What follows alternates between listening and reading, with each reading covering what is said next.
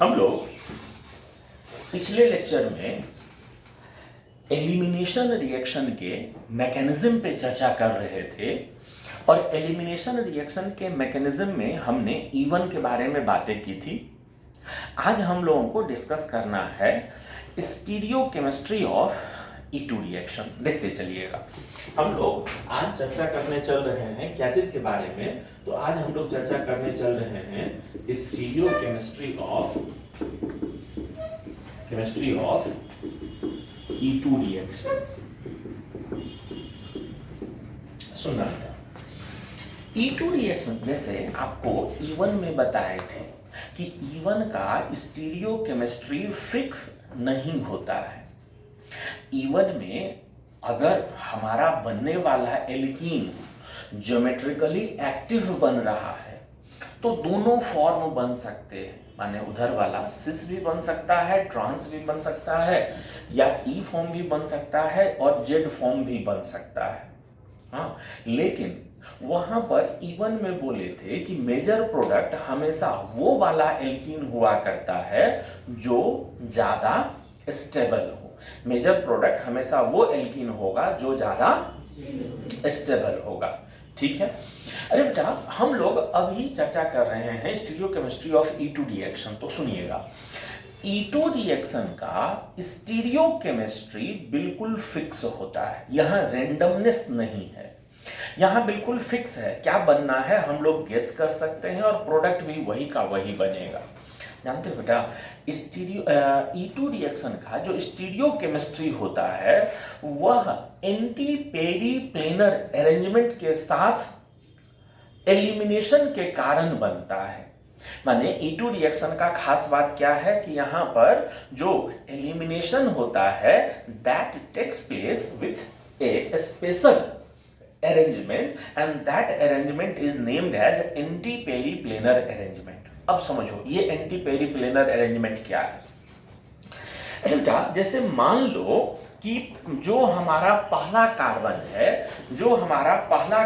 है इस कार्बन पर 3 एटम लगे हुए हैं। मान लीजिए कि ये जो हमारा पहला कार्बन है इस कार्बन पर 3 एटम लगे हुए हैं और एक लिविंग ग्रुप है और बाकी के 2 ग्रुप और लगे हुए हैं। मान लो यहाँ पर R1 और R2 ग्रुप लगा है और इधर जो दूसरा कार्बन है यहाँ पर क्या है कि यहाँ पर एक हाइड्रोजन है और बाकी भी 2 ग्रुप लगे हुए हैं। वो दोनों ग्रुप कुछ भी हो सकते हैं। 2 ग्रुप और लगा हुआ है, मान लेते हैं वो R3 है और R4 है।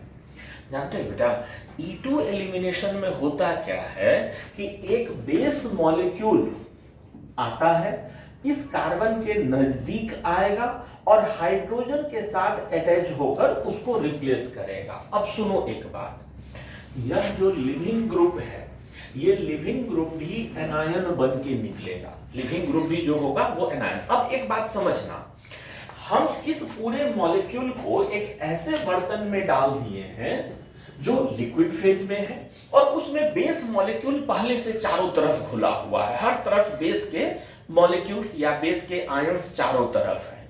लेकिन होता क्या है कि ये जब निकल रहा होगा, धीरे धीरे ये बॉन्ड जब टूट रहा होगा तो लिविंग ग्रुप पर निगेटिव चार्ज भी डेवलप हो रहा होगा। वो भी तो न्यूक्लियोफाइल के रूप में निकलेगा तो उस पर निगेटिव चार्ज डेवलप हो रहा होगा। अरे बेटा, वो निगेटिव चार्ज के कारण इस एरिया में जो भी बेस मॉलिक्यूल होंगे उनको रिपल्सन के द्वारा वो दूर भेज देगा। रिपल्सन के द्वारा वो क्या कर देगा? दूर भेज देगा।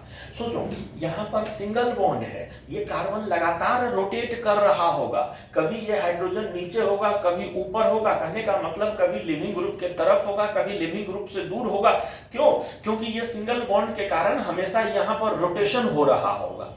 लेकिन जब जब ये हाइड्रोजन लिविंग ग्रुप के साइड में होगा, उसके साथ इक्लिप्स्ड फॉर्म में होगा या गॉच या स्क्यू फॉर्म में होगा, माने 60 डिग्री के एंगल पर, तब उसको अपने अगल बगल कोई बेस मॉलिक्यूल नहीं मिलेगा जो उसको वहीं से रिमूव कर सके। इस हाइड्रोजन को बेस अपने नजदीक आया हुआ कब मिलेगा? जब यह लिविंग ग्रुप के बिल्कुल 180 माने दोनों कार्बन, मान लो इधर वाला कार्बन में लिविंग ग्रुप है ये, और इसमें इधर वाले कार्बन में लिविंग ग्रुप है, मान लो ये लिविंग ग्रुप है। तो जब ये मान लो हाइड्रोजन है, तो ये जब दोनों के बीच में ये लिविंग ग्रुप और दूसरे कार्बन के हाइड्रोजन के बीच में 180 का एंगल हो, दोनों एक दूसरे से बिल्कुल अपोजिट डायरेक्शन में अरेंज्ड हो, इसी अरेंजमेंट को हम लोग एंटी पेरीप्लेनर अरेंजमेंट बोलते हैं। जब हटने वाले दोनों ग्रुपों के बीच का एंगल कितना हो, 180 डिग्री हो, तो इस खास अरेंजमेंट को हम लोग क्या बोलते हैं, एंटी पेरीप्लेनर अरेंजमेंट। और यह अरेंजमेंट E2 के लिए सबसे सूटेबल इसलिए है क्योंकि इस अरेंजमेंट के साथ जब बेस अप्रोच करता है हाइड्रोजन के तरफ, इस खास अरेंजमेंट होने के बाद जब बेस अप्रोच करता है तो उस बेस पर रिपल्सन कम से कम लगता है, माने उसका अप्रोच होना आसान हो जाता है।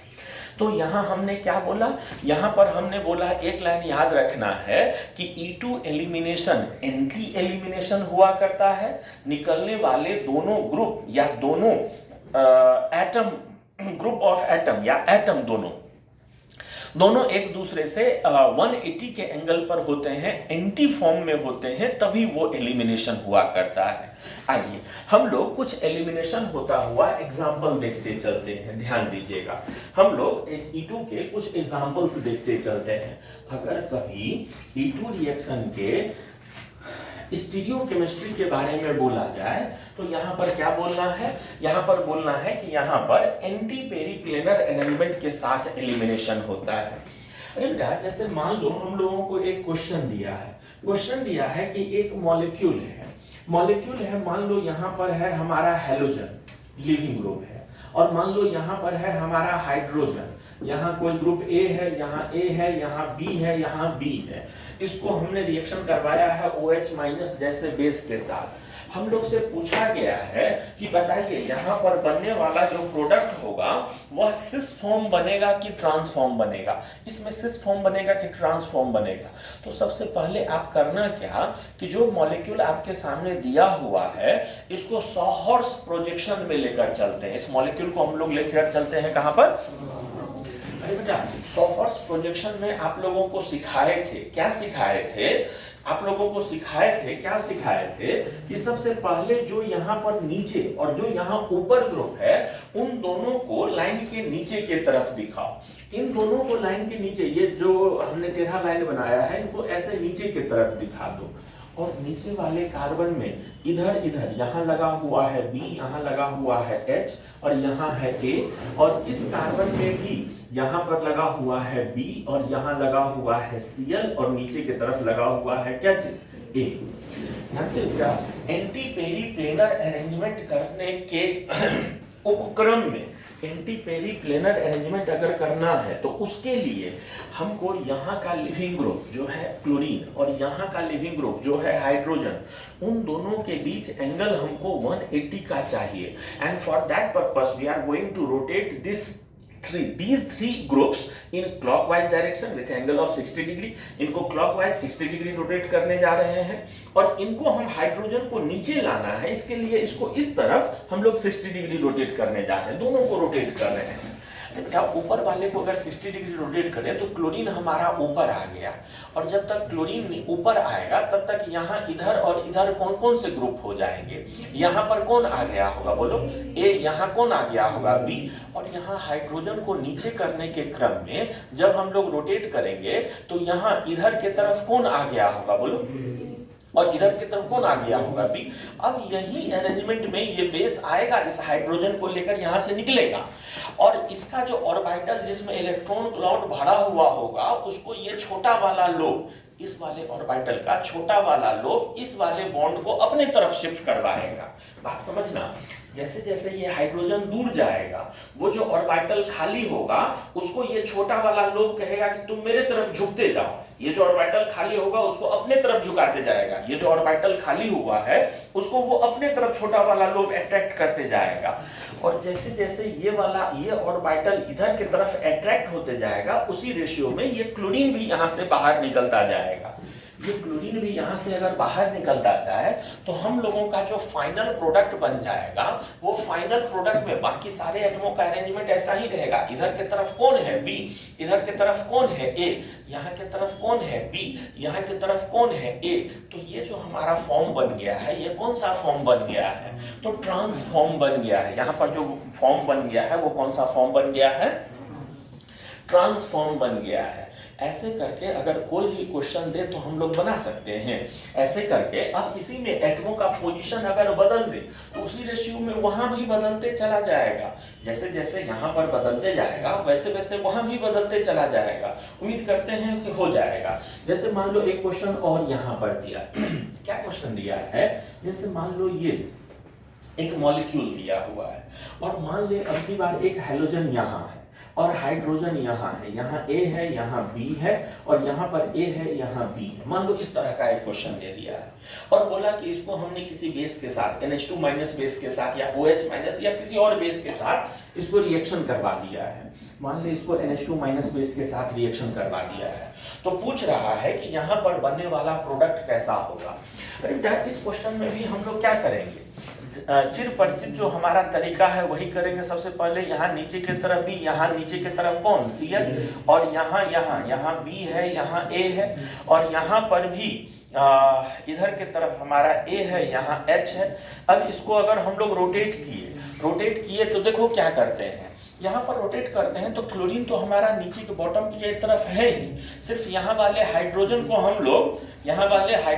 हम लोग ऊपर की तरफ ले चलने का प्रयास करते हैं। ये क्लोरीन तो बॉटम पर है ही, ये ए है, ये बी है। अरे बेटा यहाँ हाइड्रोजन को हम लोग ऊपर की तरफ न लाएंगे, क्लोरीन के अपोजिट में लेके चलना है। तो हाइड्रोजन को ऊपर की तरफ अगर हम लोग लेकर चलेंगे, ऐसे अगर रोटेट करेंगे तब तक यहाँ नीचे की तरफ यहाँ कौन आ जाएगा, यहाँ कौन आ जाएगा बी और यहाँ कौन हो गया हाइड्रोजन। अब ये बेस जो हमारा NH2 माइनस है वो इस हाइड्रोजन को यहाँ से रिमूव कर दे, ये बॉन्ड यहाँ शिफ्ट हो जाए तो हमारा बनने वाला एल्कीन जो यहाँ दिखेगा वो कौन सा एल्कीन दिखेगा बोलो तो, यहाँ पर कौन सा दिखेगा, यह बी। यहाँ कौन दिखेगा ए, अरे बेटा यहाँ कौन दिखेगा ए और यहाँ कौन दिखेगा बी। तो फिर से जो हमारा एल्कीन बन गया है वो कौन सा बन गया है, ये ट्रांस वाला। उम्मीद है बात समझ में आ गया होगा।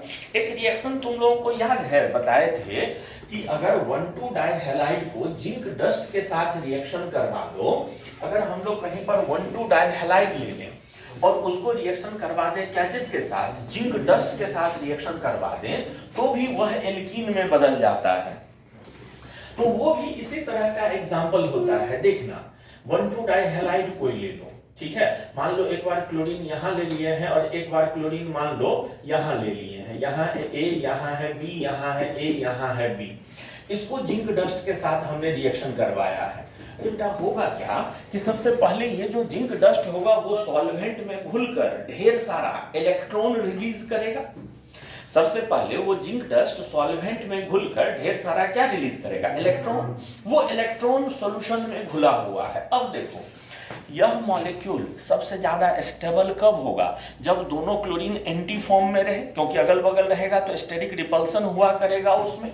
तो सबसे पहले अभी जिस फॉर्म में है उसी फॉर्म में इसका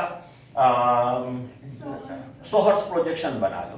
तो सोहर्स प्रोजेक्शन बनाएंगे तो नीचे की तरफ यहाँ पर B हो जाएगा, यहाँ पर A हो जाएगा और यहाँ Cl है, यहाँ हमारा B है और यहाँ हमारा A है, यहाँ हमारा Cl है। दोनों Cl को अपोजिट डायरेक्शन में लेकर चलो तो यहाँ ऊपर की तरफ अगर लेकर चलेंगे तो तब तक यहाँ कौन कौन आ जाएगा बोल। उस क्लोरीन को ऊपर की तरफ लेकर चलेंगे तो हमारा A यहाँ आ जाएगा, B यहाँ आ जाएगा और इस क्लोरीन को नीचे की तरफ लेकर आए तब तक हमारा A किधर आ जाएगा, इधर आ जाएगा। देख तो सही बोल रहे हैं ना, हमारा A इधर आ जाएगा और ये B इधर आ जाएगा। बोलो हाँ। अब जानते हो यहाँ होता क्या है, यहाँ पर कोई बेस Cl को लेकर नहीं भागता है। यहाँ पर क्या होता है कि दोनों में से कोई एक क्लोरीन बाहर से 2 इलेक्ट्रॉन एक्सेप्ट करता है। इलेक्ट्रॉन एक्सेप्ट करने के कारण वो बदल जाता है क्या चीज में, एनायन में। अरे क्या एनायन में जैसे ही बदला, जैसे ही ये बदल गया क्या चीज में, एनायन में बदल गया, तो एनायन बनने के बाद क्या होगा, एक ऑर्बिटल हो जाएगा जिसमें 2 इलेक्ट्रॉन है और यहाँ ऐसे ऐसे ये A है और ये यहाँ क्या चीज है, B है। और यहाँ पर अरेंजमेंट है, ये Cl है और ये यहाँ क्या चीज है, ये A है और ये B है। जानते हो क्या है बात, क्या कि यहाँ भी वो क्लोरीन के पास भी ढेर सारा इलेक्ट्रॉन क्लाउड है, तो इस ऑर्बिटल में भी क्लोरीन के अपोजिट साइड वाला लोब में इलेक्ट्रॉन क्लाउड ज्यादा रहेगा, और वो जो छोटा उसका छोटा वाला लोब होगा इसको अपने तरफ अट्रैक्ट करेगा, अपने तरफ अट्रैक्ट करेगा, ये यहाँ से बाहर निकल जाएगा, उनके बीच में बॉन्ड बन जाएगा। कहने का मतलब ये भी एलिमिनेशन होता है, क्या चीज का उदाहरण होता है, तो यह भी एलिमिनेशन जो होता है वो E2 का ही क्लासिकल एंटी एलिमिनेशन का उदाहरण होता है। और संयोग से यहाँ भी जो हमारा प्रोडक्ट बन रहा है वो प्रोडक्ट कौन सा बन रहा है, तो यहाँ भी जो प्रोडक्ट बन रहा है वो ट्रांस वाला प्रोडक्ट बन रहा है। आपको याद होगा 1,2 डाइहैलाइड को अगर NaI प्लस एसीटोन के साथ रिएक्शन करवा दें, 1,2 डाइहैलाइड को अगर NaI प्लस एसीटोन से रिएक्शन करवा दें तो भी एल्कीन बन जाता है। ये रिएक्शन जरूर से याद रखना। हम अभी क्या बोले, ध्यान दिए थे, अगर 1,2 डाइहैलाइड अगर कहीं पर कार्बनों पर 1,2 डाइहैलाइड है, इसको जिंक डस्ट से रिएक्शन करवा दो तो वो भी दोनों क्लोरीन को लेके डबल बॉन्ड, और इसको NaI प्लस एसीटोन से रिएक्शन करवा दो, NaI प्लस एसीटोन से रिएक्शन करवा दो तो भी ये दोनों हैलोजन हटकर, लेकिन यहाँ दोनों हैलोजन कैसे हटता है इसके बारे में भी देखते चल। अरे क्या जानते हो यहाँ पर रिएक्शन कैसे होता है, NaI एसीटोन से जब रिएक्शन करवाते हैं तो यहाँ पर रिएक्शन कैसे होता है वो गौर करना। जैसे मान लो हमने फिर से कोई 1,2 डाइहैलाइड ले लिया है, और इस बार हमने 1,2 डाइहैलाइड ऐसा वाला लिया है, ये A, ये B, ये B, इस तरह का 1,2 डाइहैलाइड ले लिया। इस 1,2 डाइहैलाइड को सबसे पहले सोहर्स प्रोजेक्शन में ले चल। सोहर्स प्रोजेक्शन में यहाँ हो गया हमारा A, यहाँ हो गया A, यहाँ हो गया Cl, यहाँ भी हो गया ये Cl, यहाँ हो गया B, यहाँ हो गया B, ऐसा हो गया, ठीक है। और ये अपने आप को स्टेबलाइज करने के लिए दोनों क्लोरीन एक दूसरे से अपोजिट डायरेक्शन में चलेगा, यहाँ वाले क्लोरीन को ऊपर, यहाँ वाले क्लोरीन को नीचे। अरे बेटा यहाँ वाले क्लोरीन को ऊपर करेंगे तो यहाँ तब तक कौन आ गया होगा, B, यहाँ कौन आ जाएगा, A, और यहाँ वाले क्लोरीन को अगर हम लोग नीचे लाएं तब तक इधर की तरफ कौन आ जाएगा, B, और इधर की तरफ कौन आ जाएगा, A, ठीक है। तो कहने का मतलब अब जानते हो NaI प्लस एसीटोन वाले केस में क्या होता है, NaI प्लस एसीटोन वाले केस में होता है क्या कि ये I माइनस ये अपना लोन पेयर जाकर क्लोरीन को देना लगता है। ध्यान से सीखिएगा यहाँ क्या होता है, यह I माइनस जो होता है वो अपना लोन पेयर जाकर देता है किसको, क्लोरीन को, और ये क्लोरीन अपना इलेक्ट्रॉन यहाँ से यहाँ शिफ्ट करके ये दोनों निकल जाता है ICl बनकर। अब वो निकल जाता है क्या बनकर, Cl माइनस बनकर। तो जिस Na प्लस में के साथ पहले ये था, जिस Na प्लस के साथ पहले ये था वो Na प्लस उस Cl माइनस के साथ क्या बना लेगा, और ये दोनों क्या बनकर निकल जाएंगे, ICl। अरे बेटा हमारा एल्कीन, एल्कीन वही एंटी, वही एक ही चीज, एंटी पेरीप्लेनर अरेंजमेंट हो रहा है। तो एंटी पेरीप्लेनर अरेंजमेंट हो रहा है तो यहाँ भी तो ट्रांस ही बनता हुआ दिख रहा है जी, ये B अपोजिट डायरेक्शन में है ना, तो यहाँ भी जो हमारा प्रोडक्ट बन गया है वो कैसा प्रोडक्ट बन गया है, वो ट्रांस प्रोडक्ट बन गया है। तो ये एंटी पेरीप्लेनर का हम लोग एग्जाम्पल देख रहे थे, ठीक है। अरे बेटा एक खास रिएक्शन है जो हमको बताने का मन है, वो सुनते चलना। वो खास रिएक्शन है जो कि हमको चर्चा करने का इच्छा है, वो सुन। क्या एक बात समझते हो कि यहाँ पर एलिमिनेशन क्यों हो रहा है, एलिमिनेशन इसलिए हो रहा है कि इसको सब्स्टिट्यूशन नहीं होने दिया गया है। यह दोनों ग्रुप बड़े बड़े हैं, प्राइमरी अट्रैक्शन ये I माइनस का इस पूरे मॉलिक्यूल में प्राइमरी अट्रैक्शन कौन सा चीज होगा, तो इसके कारण जो छोटा वाला लोब पर पॉजिटिव चार्ज है ये माइनस का अट्रैक्शन उस प्लस के तरफ होगा। याद है ना, बताए थे कि एलिमिनेशन में भी 3 डिग्री अल्काइल हैलाइड होना जरूरी है। अगर यहाँ हिंड्रेंस ना हो, ये I माइनस अगर छोटे वाले लोब तक पहुंच गया तो फिर वहां क्या होने लगता है, सब्स्टिट्यूशन होने लगेगा। अगर 1 डिग्री अल्काइल हैलाइड लेकर बेस से रिएक्शन करवाओगे तो एलिमिनेशन का परसेंटेज कम, वहां परसेंटेज ज्यादा होने लगेगा, क्या चीज का, सब्स्टिट्यूशन का परसेंटेज होने लगेगा। तो सब्स्टिट्यूशन भी पॉसिबिलिटी है, और सब्स्टिट्यूशन पॉसिबिलिटी है खास तौर पर कब, जब कि लगे हुए ग्रुप बहुत छोटे छोटे हों। एक खास केस देखना जो हम बोलने जा रहे हैं, ध्यान देना।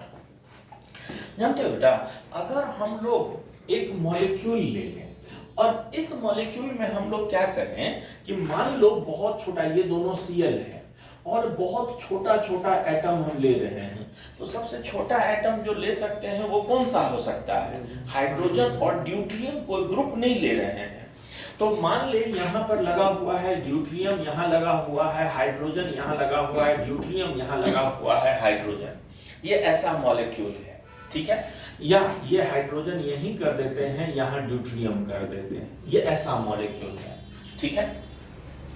और इसको हमने क्या किया है कि इसको हमने रिएक्शन करवा दिया है Na प्लस एसीटोन के साथ। इसका हमने रिएक्शन करवा दिया है क्या चीज के साथ, Na प्लस क्या चीज के साथ, एसीटोन के साथ। अरे क्या जानते हो होता क्या है, सबसे पहला तो इसका सोहर्स प्रोजेक्शन ले चलो।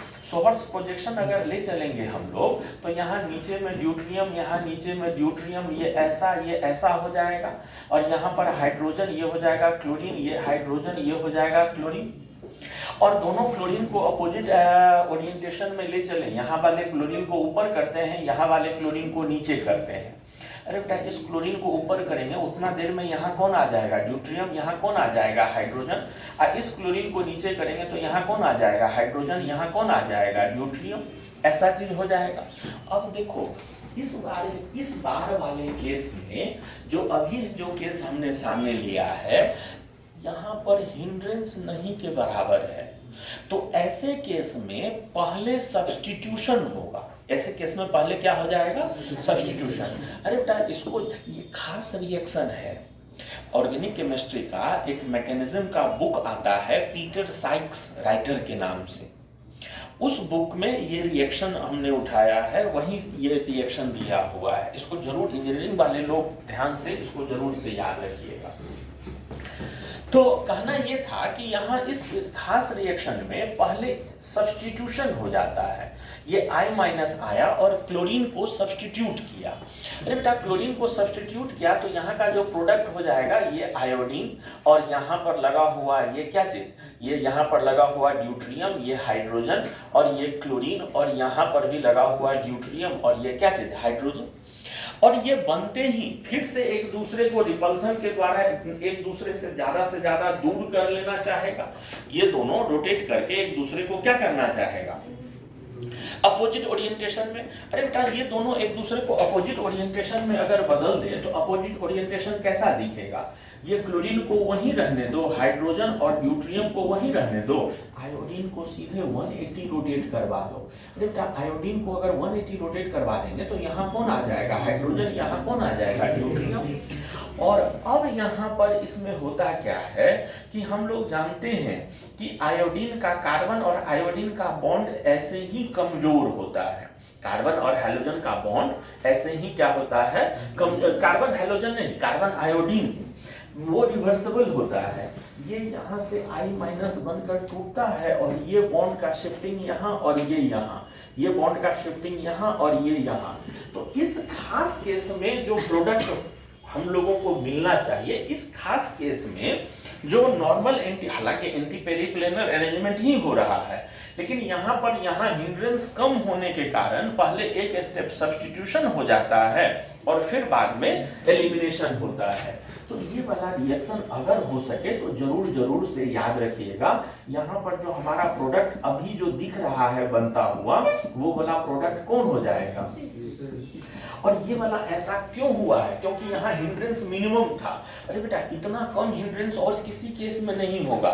इस तरह से पहले एक स्टेप सब्स्टिट्यूशन हो जाए और फिर एलिमिनेशन हो, वो फिर इसके अलावा और किसी केस में हो ऐसा संभव नहीं है। बात समझ में आया, वो चीज यहीं पर हुआ करेगा। इसीलिए इस मॉलिक्यूल के लिए याद रखिएगा, कहीं कहीं देखने को मिलता है, ये चीज सिर्फ इस मॉलिक्यूल के लिए लागू है, वो ध्यान में रखिएगा।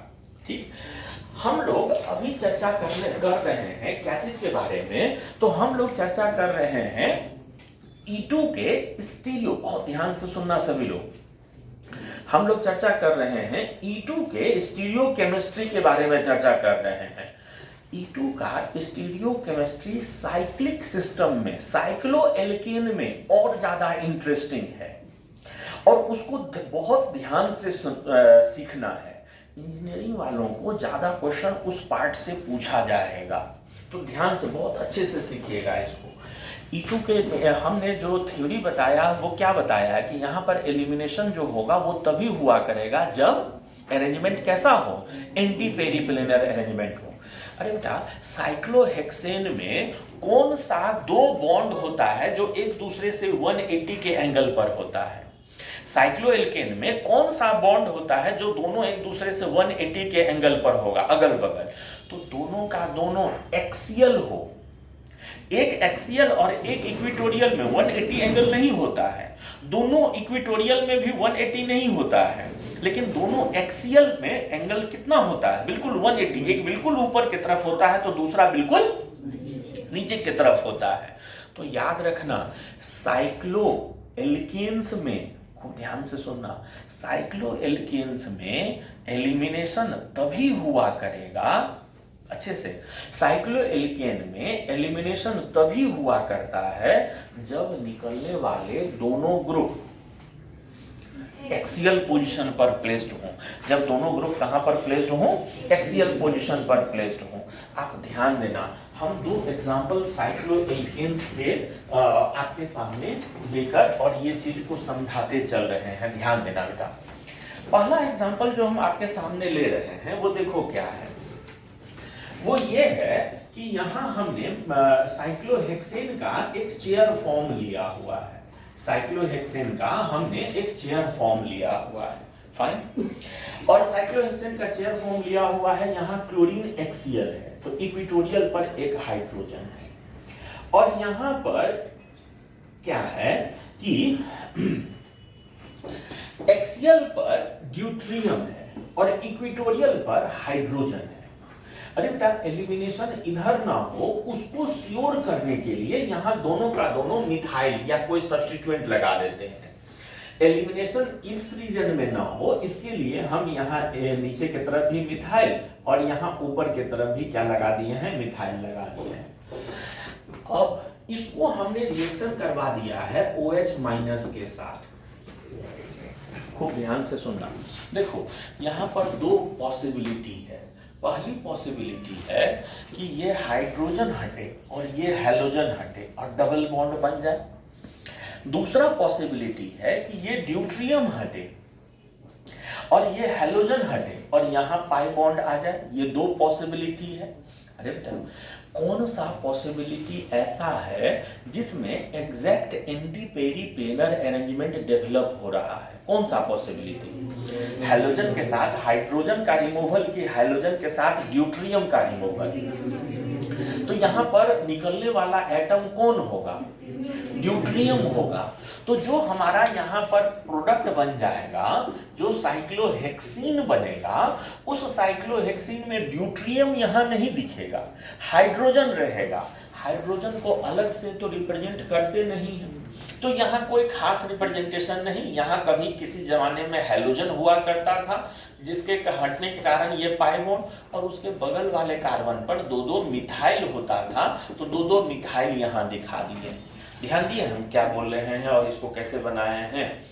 साइक्लोएल्केन वाले फॉर्म में एलिमिनेशन तभी हुआ करता है जब निकलने वाले दोनों ग्रुप एक्सियल पोजीशन पर हो। जैसे देखो, अब की बार हमने क्या किया है कि फिर से हमने साइक्लोहेक्सेन का एक हमने चेयर फॉर्म बना दिया है, ठीक है? चेयर फॉर्म बना दिया है, और अब की बार हमने क्या किया है कि यहाँ पर लगा हुआ है हमारा क्या चीज? यहाँ पर हमारा मान लो लगा हुआ है, ऊपर की तरफ लगा हुआ है हाइड्रोजन, इक्वेटोरियल यहाँ लगा हुआ है ड्यूट्रियम, ठीक है? और यहाँ पर है हमारा एक हैलोजन, यहाँ पर हमारा है क्या चीज? हैलोजन है। और यहाँ हमारा नीचे की तरफ है, मान लो ये हाइड्रोजन है, ये हैलोजन है, और यहाँ दोनों का दोनों मिथाइल लगा हुआ है, ये दोनों का दोनों CH3 है। ठीक। बोला हम लोगों को कि भाई इसको हमने रिएक्शन करवाया है बेस के साथ, बताओ क्या प्रोडक्ट बनेगा। अरे बेटा यहाँ पर निकलना किनको किनको है, क्या दोनों कार्बन के हाइड्रोजन को निकलना है? तो जवाब है नहीं सर, एक कार्बन का हेलोजन और दूसरे कार्बन का hydrogen, they are going to removed, उनको निकलना है। तो देखो तुम ही लोग बताओ, क्या ये हेलोजन और उनमें से कोई hydrogen exactly 180 anti periplanar arrangement में है? नहीं है। तो यहाँ एलिमिनेशन भी नहीं होगा। जवाब है कि क्या सर एलिमिनेशन एकदम नहीं होगा? नहीं।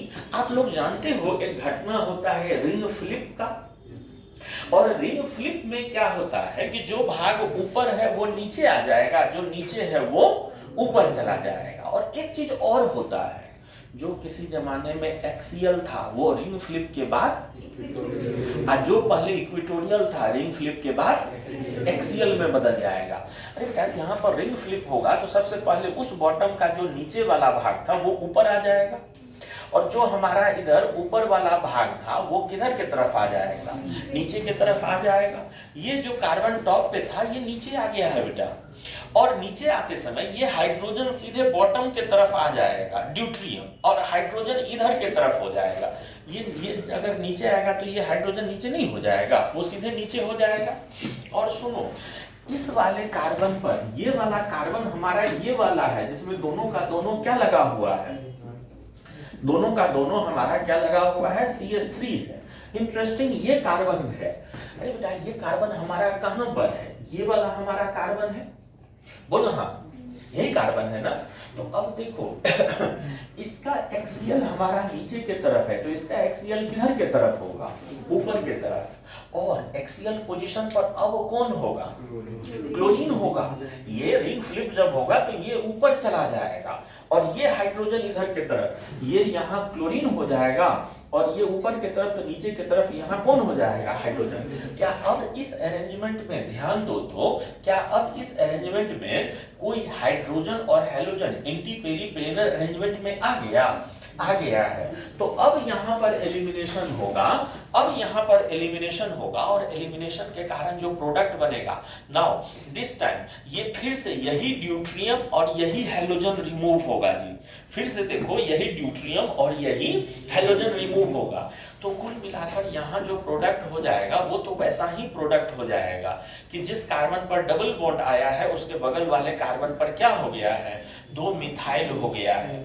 तो कुल मिलाकर जो बात हम कहना चाहते हैं वो ये कहना चाहते हैं, कुल मिलाकर जो बात हम कहना चाहते हैं वो ये कहना चाहते हैं कि साइक्लोहेक्सेन या साइक्लिक सिस्टम में जब एलिमिनेशन होगा वो तब तक नहीं होगा एलिमिनेशन जब तक निकलने वाले दोनों ग्रुप क्या न हो जाए, जब तक निकलने वाले दोनों ग्रुप एक दूसरे से एंटी पेरीप्लेनर अरेंजमेंट में ना आ जाए। निकलने वाले दोनों ग्रुप क्या हो जाए? एंटी पेरीप्लेनर अरेंजमेंट में आ जाएंगे, तभी एलिमिनेशन हुआ करेगा। ये इतना कहानी समझ में आ गया सभी लोगों को? इतना बात समझ गए थे? तो ये हम लोग चर्चा कर रहे थे क्या चीज के बारे में? तो E2 रिएक्शन के स्टीरियोकेमिस्ट्री के बारे में चर्चा कर रहे थे। ठीक है बेटा, E2 रिएक्शन हमेशा फेवर्ड होता है स्ट्रॉन्ग बेस के द्वारा, और E1 रिएक्शन में बेस ना हो तो अच्छा है, अगर हो भी तो बहुत कमजोर बेस चाहिए। ठीक है, E1 रिएक्शन में कार्बोकैटायन बनने के बाद हाइड्रोजन को खुद ब खुद निकलना होता है, तो कोई भी हाइड्रोजन निकल सकता है, इसलिए स्टीरियोकेमिस्ट्री फिक्स नहीं होता है। और यहाँ पर हैलोजन के साथ रिपल्सन कम से कम हो, ऐसा पाथ चुनकर हैलोजन मॉलिक्यूल के तरफ अप्रोच करता है, तो इसलिए स्टीरियोकेमिस्ट्री फिक्स हो जाता है, और हाइड्रोजन उधर वाला हटता है जो हैलोजन से मैक्सिमम दूरी पर हो, या लिविंग ग्रुप से मैक्सिमम दूरी पर हो, वो हाइड्रोजन हटा करता है। ठीक है, तो ये हम लोग अभी देख रहे थे E2 रिएक्शन के स्टीरियोकेमिस्ट्री के बारे में। हम लोग इससे आगे की बात करते हैं अगले लेक्चर में।